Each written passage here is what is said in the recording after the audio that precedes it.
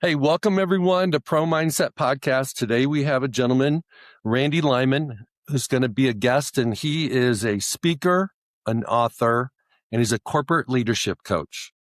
Randy, welcome to Pro Mindset today. Great to be here with you, Craig.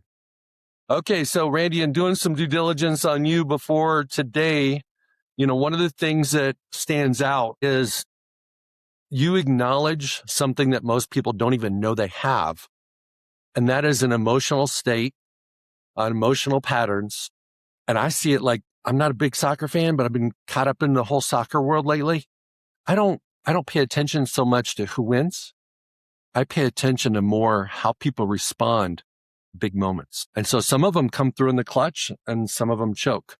So what is it about our emotional state, our emotional patterns that most people don't even know they have? Well, I think some people are aware they have emotions and they go out of their way to avoid them. That's what I did when I was younger. I saw my friends in the neighborhood I grew up in. Some of their parents were very emotional and their lives were a mess. So I said, I'm not going to be emotional. And as I started building my companies in 1982, I decided to turn off my emotions so I could think more clearly and I could work harder. Well, that worked for a little while, and pretty soon the emotions that I pushed down kind of spilled into the rest of my life, and they clouded my judgment and they kept me from working as hard as I could. So it was the opposite of what I thought. I simply could not turn off my emotions. So we got them. You can suppress them or you can address them. What's the benefit of addressing them? And how do you do that? Well, emotions are bigger than time and space. So whenever we didn't feel completely, when we had that original emotion, whether it's 2 weeks ago or 20 years ago, that energy is stored like gasoline in a metal can, and it just waits to be experienced. So when we find a way to go back and experience, whether it's extreme joy or extreme pain or something we push down, once we experience it, that energy is gone. The first law of thermodynamics says energy cannot be created nor destroyed, and emotions are the same way, but they can be transformed. And all emotional energy that we feel is in the moment part of our natural guidance system. If I am experiencing something good, my mind makes up a story. It feels good. I get a dopamine reaction in my physical body and a feeling that draws me towards that. And the energy that's going through my body is part of the hormones and everything at my physical reaction. That's all part of the guidance system. But at any point in time that I'm having those emotional reactions and feelings in my body, I shut that off. That energy's trapped, and it's trapped forever until I find a way to go back and feel it and release it. And you're a sports guy. A lot of people who are working out or they're in extreme sports, they have an opportunity to let that energy go. If somebody's sitting at a desk, that's hard to find a time and place to be able to let that energy go. And that's a lot of the work I do. And that's what I explain in my book, The Third Element, is how we can identify our emotions, become comfortable with them, and then find ways to release that old energy. Okay, Randy, kind of share your story. And in your story, weave in a situation where you experienced a lot of emotion, but you did not allow yourself to experience it at that moment. You were sitting behind the desk. You were in the office, and it was real. And what was the time and space between when you experienced it and when you dealt with it or released it? And share that story. Yeah. Then share how you should have done it or how you would do it if you experienced that same thing today. Well, in 1999, I was basically 10 years into my journey of personal growth and spiritual growth and understanding all that. And I'd made a lot of progress, but I sold all my companies in 1996 and started over. So 3 years later, in 1999, my new company still was not profitable and I'd run out of money and I was frustrated. And so the fears of failure started to creep into those emotional fears of failure started to creep into everything I was doing. So one afternoon, 3 of my management team, my leads, came to me and they said, Randy, we need to talk to you. Can we shut the door? I said, okay. And they came in and they sat down and they proceeded to calmly tell me that the problems within my business were because of me. And they knew I could do better and I needed to look at myself and I needed to change and I needed to find ways to improve and be the best I could be. That was a tough message to hear. So I went home that evening and I asked my wife about it. And she said, yeah, I've been trying to tell you this, but you haven't listened to me. So then 10 years into your personal growth journey, you get confronted with you're the problem because you're not enough and you're not being your best self. What was the gap between what they expected and where you were? Well, 3 years earlier, before when I started this new company, before I was running into challenges building the company and running out of money and all that, I was calm, I was caring, I was considerate, I was able to connect with people.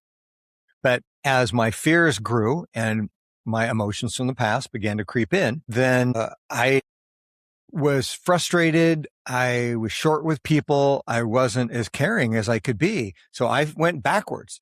And that was great for my growth because when they pointed it out, these were people I really respected. And I had to go back and look at myself and say, okay, what's going on with me? What else can I dig into to heal old emotional trauma? And I had a great childhood, but everybody's life has a little bit of trauma in it. It's this human experience that's designed for that. So I looked at my own trauma. I worked through it using breath work and EFT tapping and journaling and such. And I became more clear. And then once I became more clear, I was able to show up more calm. But what was most important is I figured out how to connect with people at a different level. I realized I couldn't just be clear within myself. I had to create an environment where people felt safe, where people felt appreciated, where people felt like they were contributing. And so I was able to quantify how to change my behaviors and how to change my actions and then create processes and programs in the business that supported that environment. So that step backwards and the fact that it was pointed out and I got to see my own shortcomings allowed me to rebuild from there and build a better foundation. Give an example of holding space for your friends and colleagues that you didn't do before. What system and process did you implement that made the biggest impact?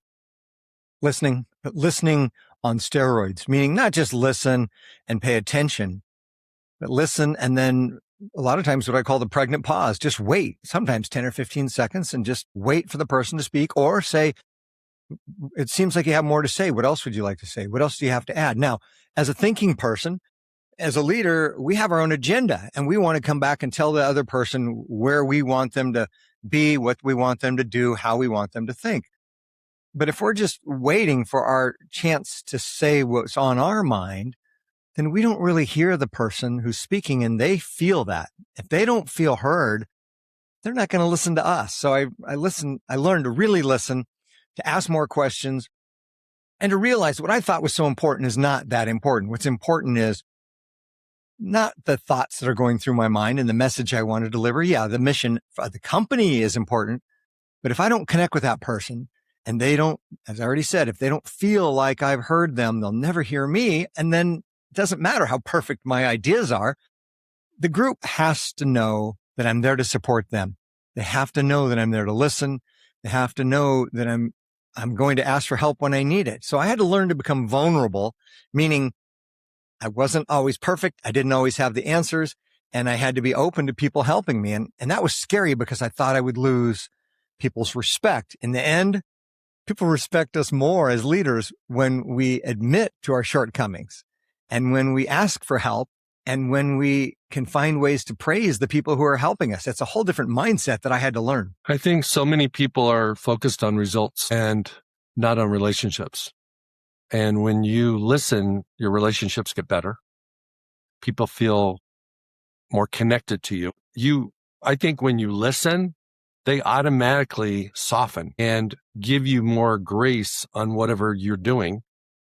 And they maybe they didn't like your idea as a leader, as running the company. But if you listen, you ask them for input and you actually listen to it, they actually like your idea better. They do. I had a situation back in the mid-90s where I had a guy named Bob and he just disagreed with everything. Well, I was experimenting with group problem solving. So I took this group of 7 guys. It was a small department out of one of my companies because I wanted to experiment. And I asked them their ideas and Bob says, well, I think we should be open on Saturdays. We offer more to the customers and this and that. And so I said, okay, Bob, I hear what you're saying. We should be open on Saturdays and this is why, but I don't know if that's going to work because of our how we schedule everybody at the business who's working, all the employees. So thank you for sharing your idea, but I don't think we're going to do that. And he said, okay. And the way he said, okay, I'd never heard this from Bob before. Bob always disagreed. I said, wait a minute. You said, okay, like you're okay with this. And he says, I am. I said, why? He said, because you listened to me and you heard me. And it was like, holy cow, this guy who disagrees with me all the time, that's his natural response, is to disagree.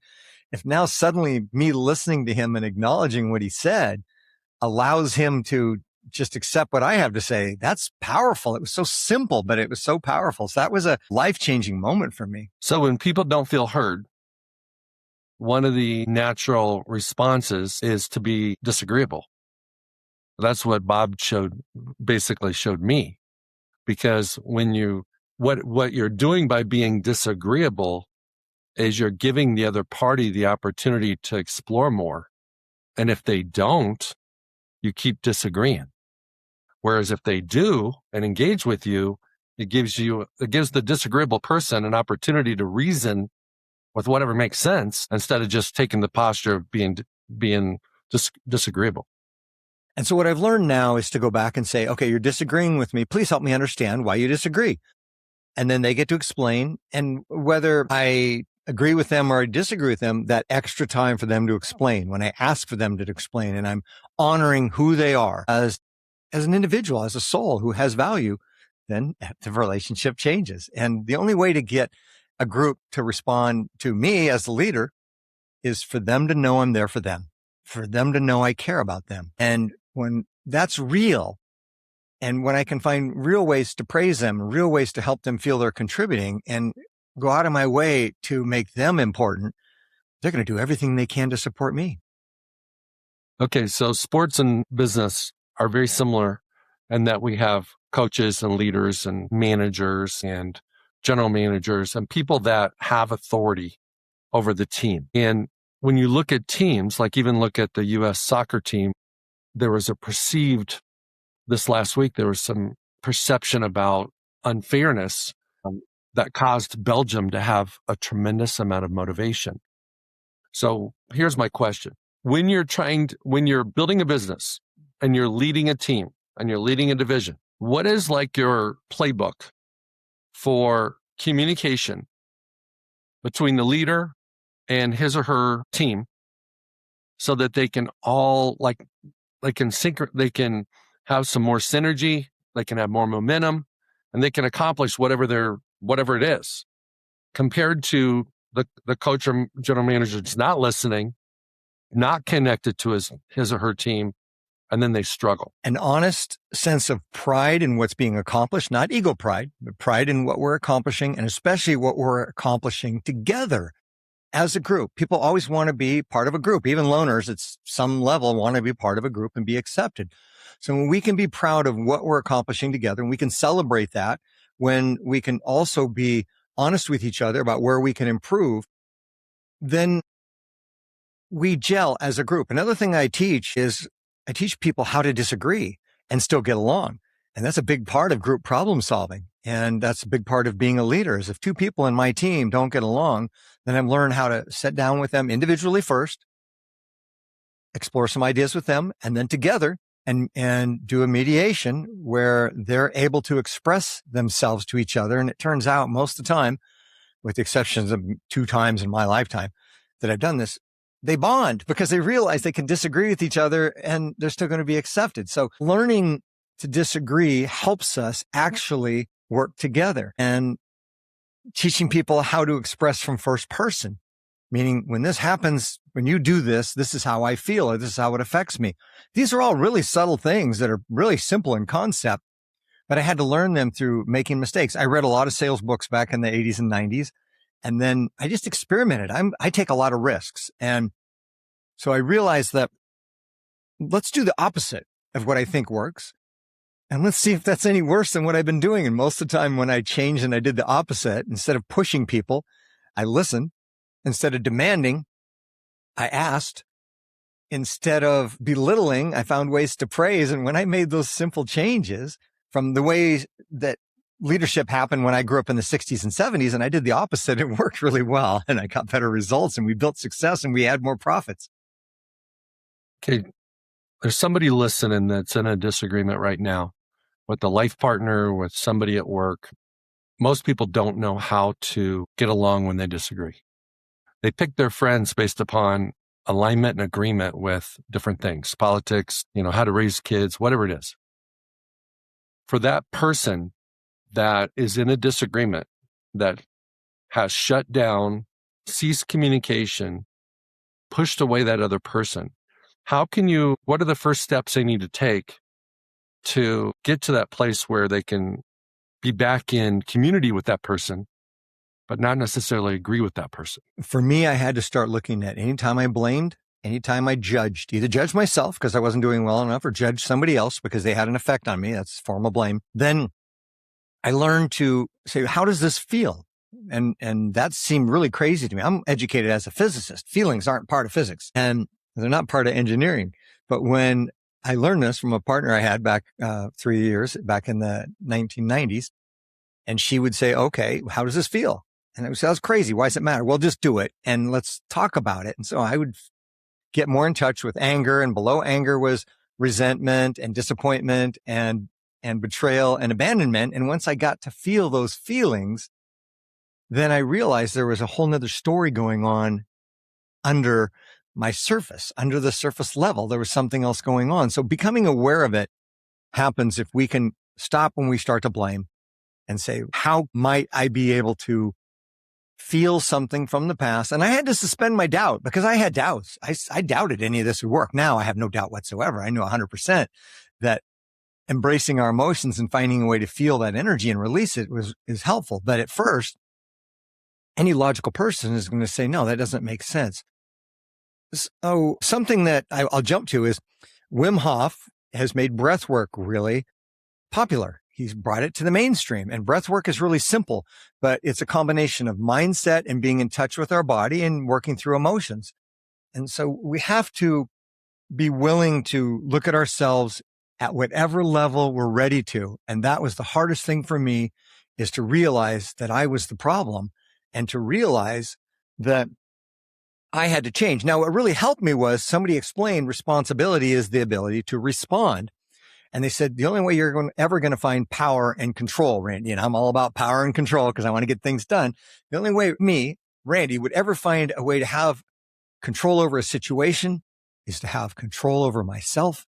And that happened through self-awareness. And through that idea of finding control and realizing it would only come through looking at myself, my ego engaged with that process. So let's dive into breathwork for a second.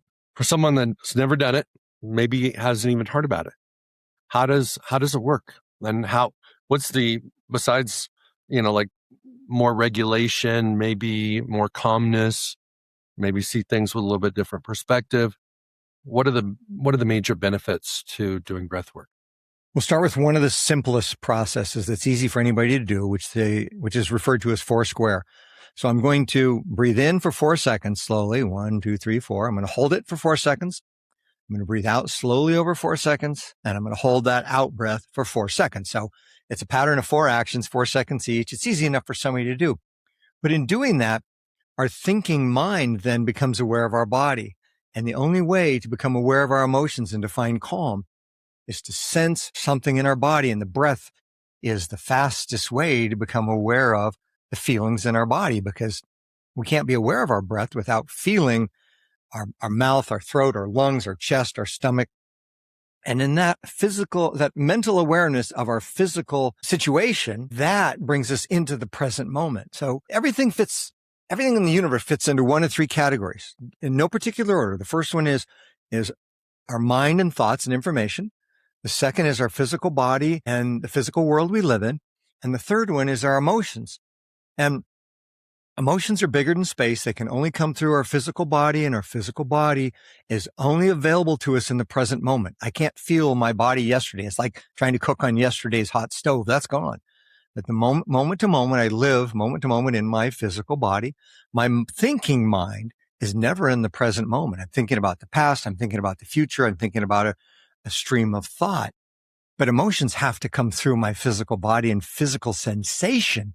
So I can never connect with my emotions and the physical sensation through my thinking mind. So for anybody who's smart and has strong will, that makes it even harder to get in touch with their emotions. And breath work makes us aware of our physical body in a way that our mind is guiding the process and feels safe. Okay, now let's go to big moments. In a big moment, one of the most effective things is to be in the moment during that big moment.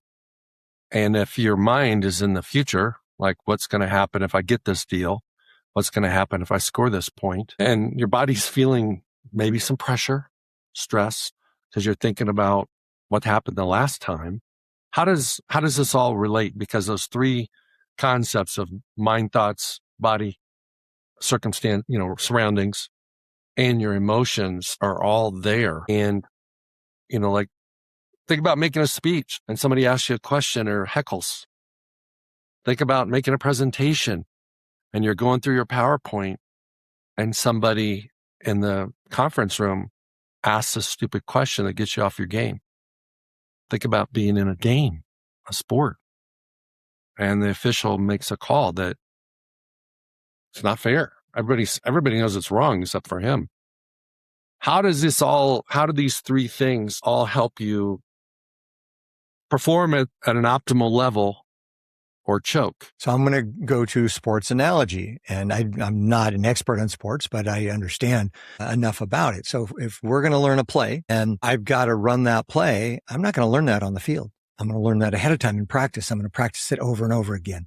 And so it's the same with emotions. I need to be able to identify what emotions can come up, and I need to practice those before I get in the game, before I give the speech, before I stand up in front of my team as a leader.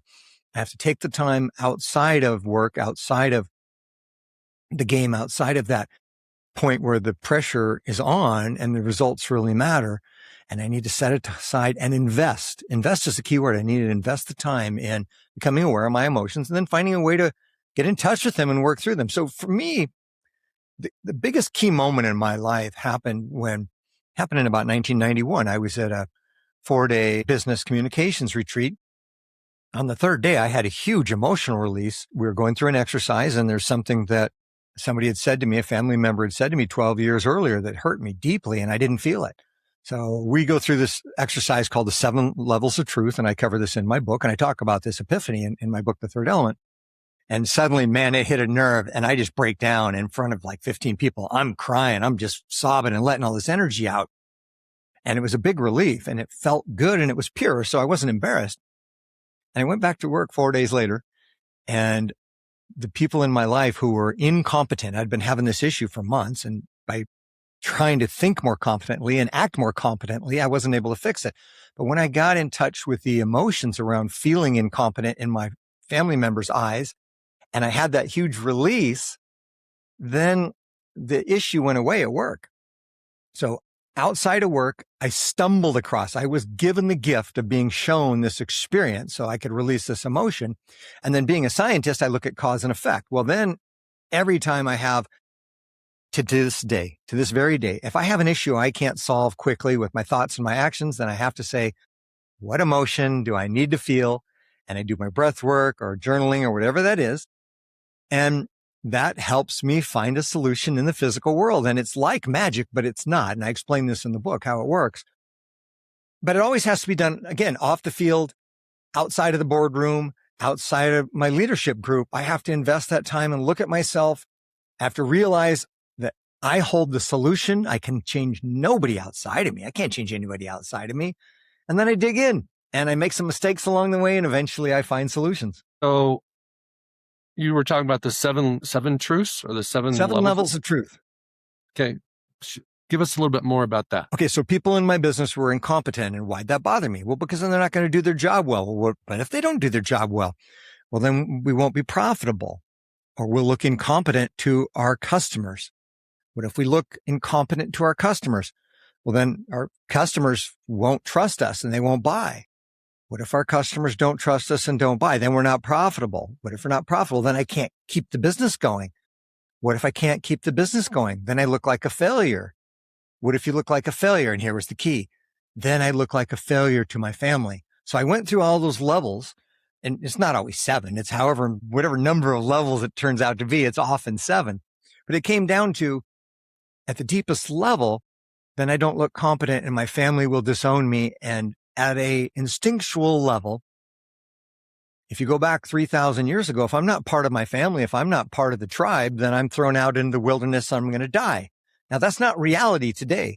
But in our first brain, our emotional beingness, that still feels real. And that's one reason people like team sports and they root for their team, is because they want to belong to something. And the sense of belonging, or the fact that maybe I won't be accepted by my team, by my family, by whoever that is, that's the level that I would often get to, and I still get to today. So that's what the 7 levels of truth does, is it gives us a somewhat logical path of, okay, that's your reason. Why is that reason not really the answer? What's below that? Digging deeper. Okay. I like that. My brain's going in a lot of different places here. We're covering a lot. Why do a lot of people struggle in their big moment? It doesn't matter, what field you're in, sports, business, you're interviewing for the dream job, you're going out on a first date with your dream partner and you choke. You just don't show up like you were hoping to show up. You're actually disappointed in yourself. You didn't do what you knew you were capable of doing. Is that an emotional issue? Because it's certainly not a capability issue. It's usually not a capability issue. It's an emotional issue. And it goes back to acceptance, and it goes back to what I'll call inner child. I'm going to preface this by saying I am a very accomplished 64-year-old capable man. And as a business leader, as a capable masculine man, I can tell you the most important part that holds us back is that inner child that's afraid of failure and rejection. The inner child is where our creativity comes from, our connectivity, where we look forward to winning a game or driving a fast car. That's the inner child. That's a part of us that we don't want to kill. Now, we're not going to let the child run the show. We're going to make decisions as an adult. But that emotional drive is that child wanting to be accepted and wanting to be happy and wanting to share the joy of life with others.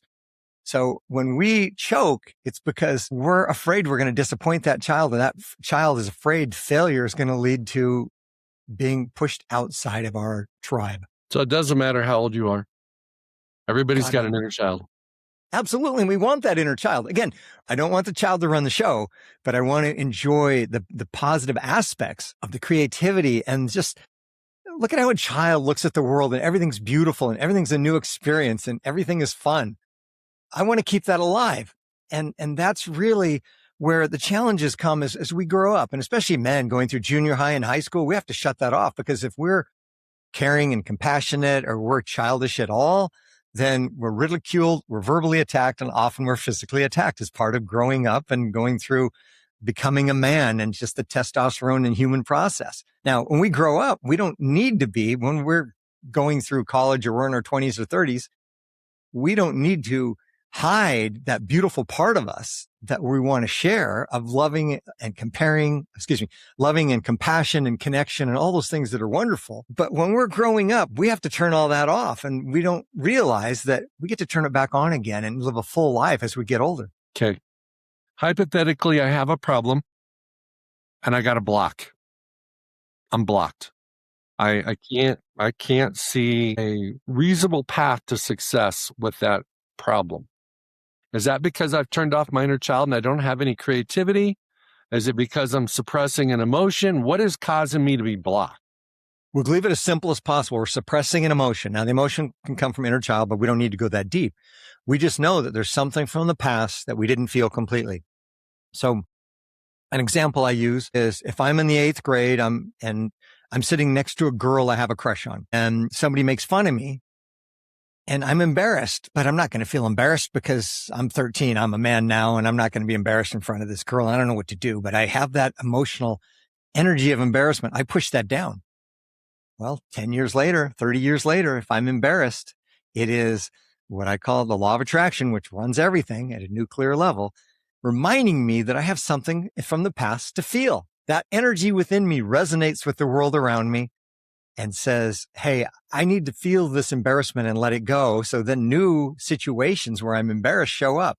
I mean, think about young kids, and now they don't want to be embarrassed in front of the coach or in front of their teammates. What pressure there is on young kids in sports who are stumbling through the learning process. And then what pressure is there on kids in college or at a professional level? What if I fail? What's the consequences of that? That's all emotional. because we know we can go out and get another job. We know we can talk our way through the situation.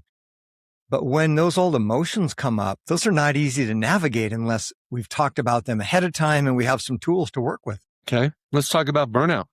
How does burnout connect to your research, your knowledge?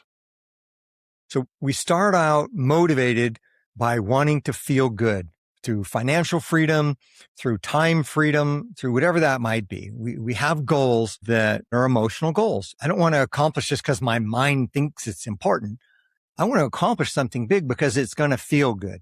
Okay. So we start down that path and we work on our thoughts. We work on our physical reality and our physical body. And in order to do that, we shut off our emotions. Well, along the way, we get tired. We get mentally tired. We get physically tired, but we shut off the emotions where our drive was coming from. So if that internal drive is a desire to feel good, to support our family, whatever it is, those things that drive us are emotional.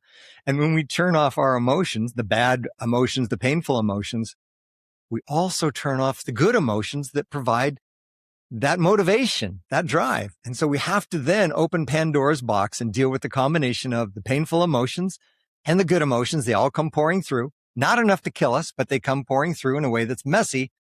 And when we work through the messy ones and we work through some of the pain, then we get in touch again with those goals we had of success, those goals of safety and sharing and taking care of our family. But if we turn off our emotions to find success, eventually we lose the motivation. That's where burnout comes from. Let's talk about dudes for a second. We're both men. What is the most common emotion that men experience that they suppress? And then how does it typically manifest and show up later in an ugly way? Blame is the cover for other emotions, and blame and anger. Anger for me was a cover up for other emotions. And so what comes up for a lot of leaders is loneliness and abandonment. And we just feel so alone because we're clear on what our mission is and nobody around us understands us, partially because we don't understand us ourselves.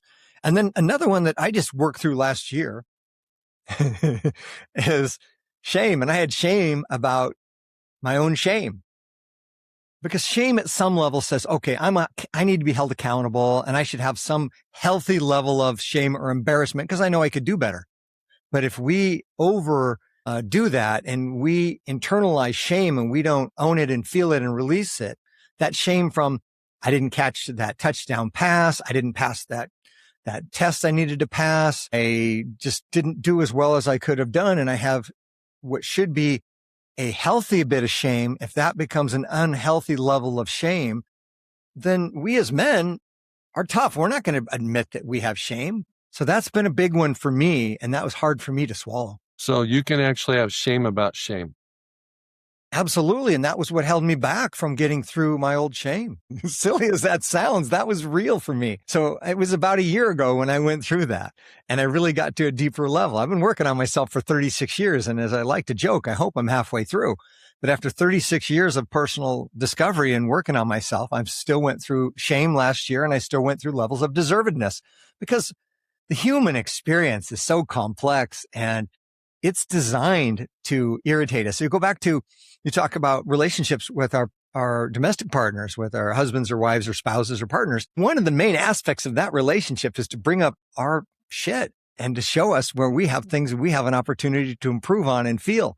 So when we get upset with our spouse, we're missing the gift in that irritation. What's a lot of guys are angry. I've gone through anger.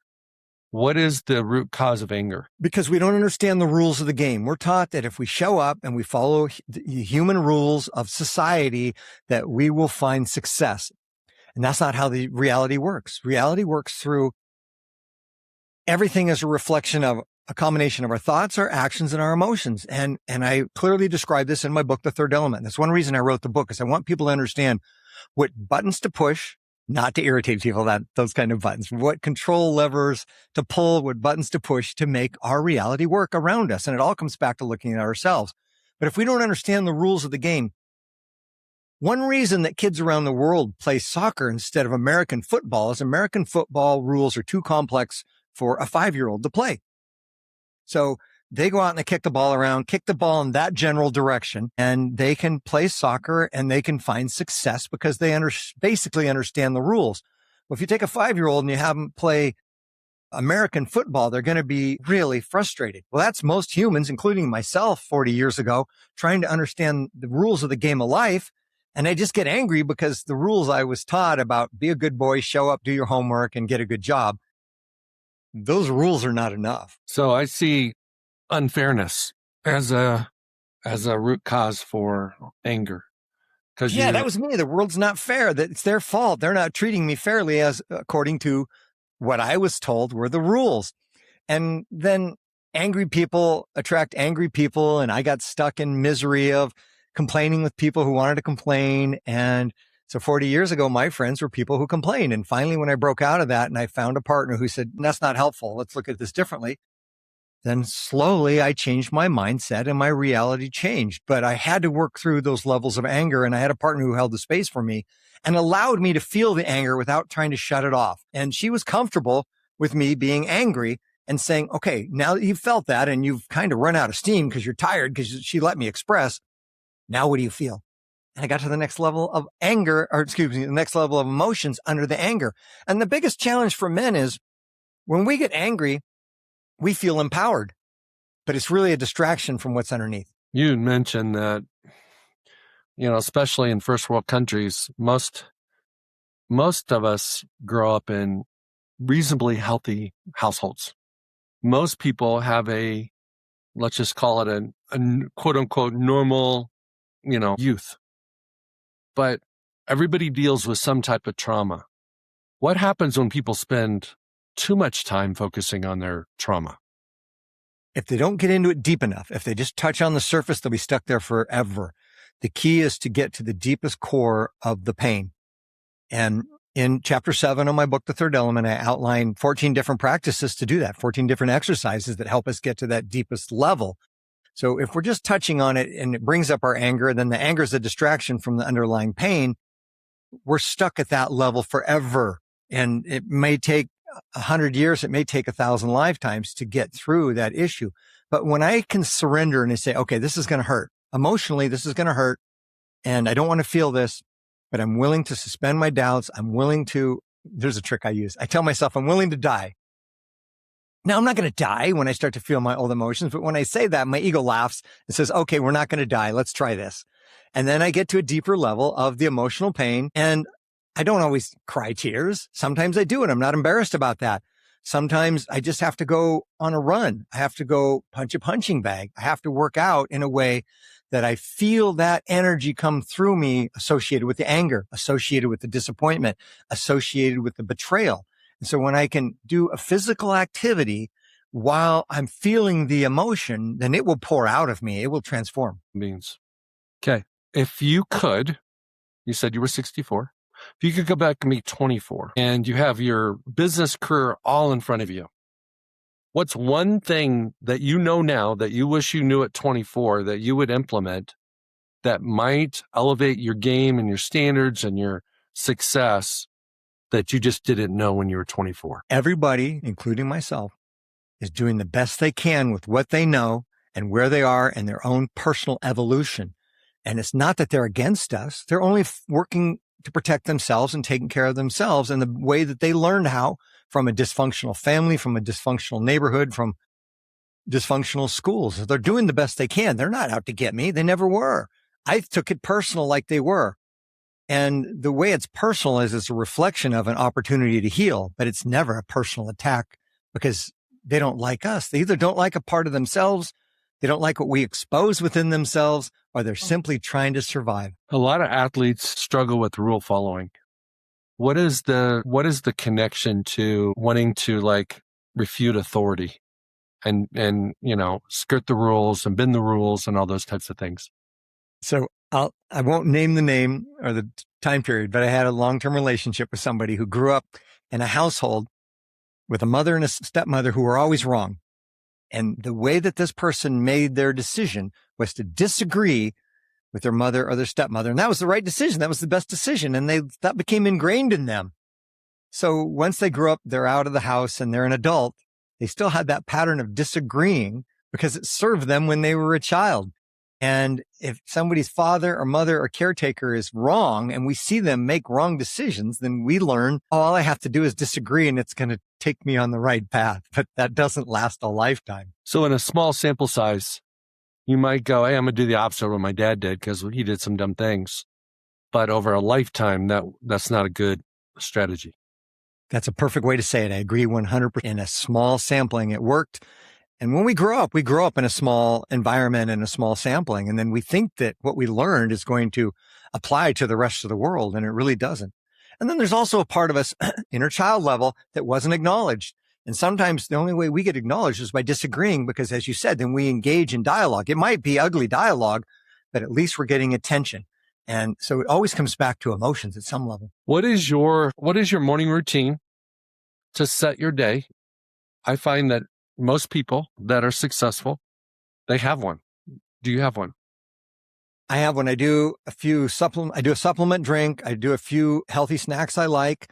And then I listen to music that motivates me, because music does a couple things for me. One is it sets the mood, but it can also get me to a place of deeper emotion if I want to feel. So my day, every day, I set one goal.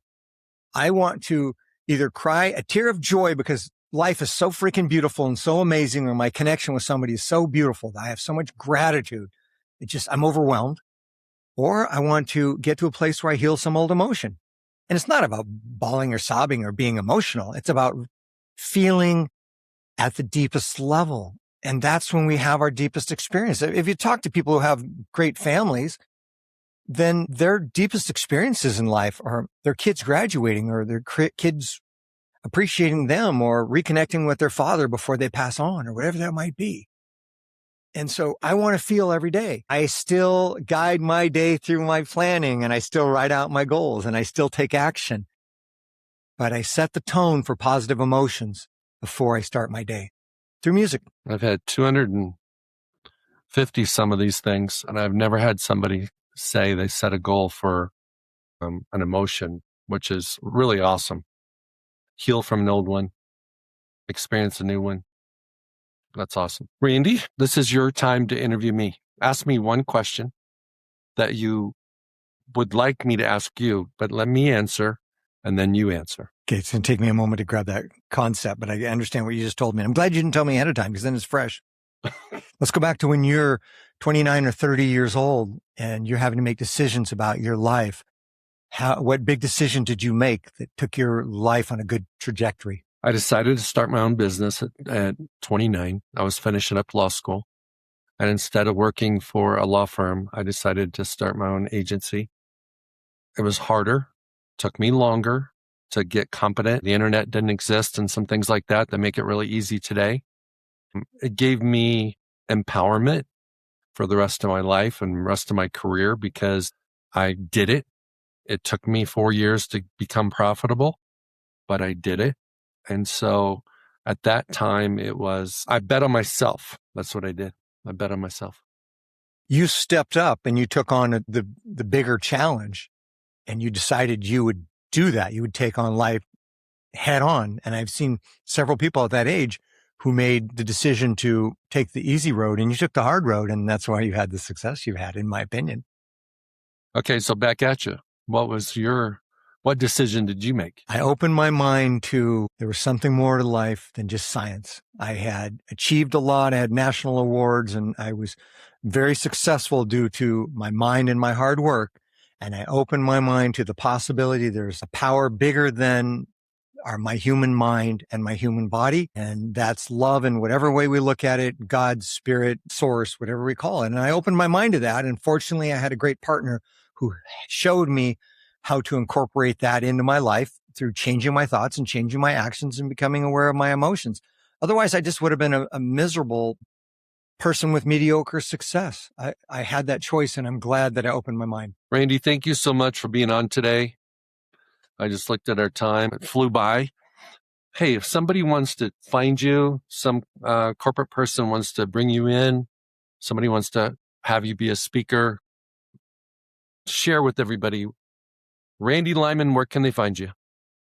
My website, randylyman.com, and or randylyman.com. They can get access to my book, to my coaching programs, to a lot of free offers that I have. I'm doing this not because I need money. I'm doing this because I want the world to be a better place, and I want people to find freedom in their life and business success. So my website is the best place to start. Also LinkedIn and Instagram are my primary social media. Thank you so much, Randy. You're welcome, Craig. It's great to be here. Hey guys, that's a wrap. I want to thank you so much for listening to Pro Mindset Podcast today. I hope you found something that's relevant to you. I hope it's something that maybe can help you be your best in your biggest moments. And if you like the show on all the different platforms, subscribe, like, or share. Go out and have an awesome day today. Go out and have a Pro Mindset day.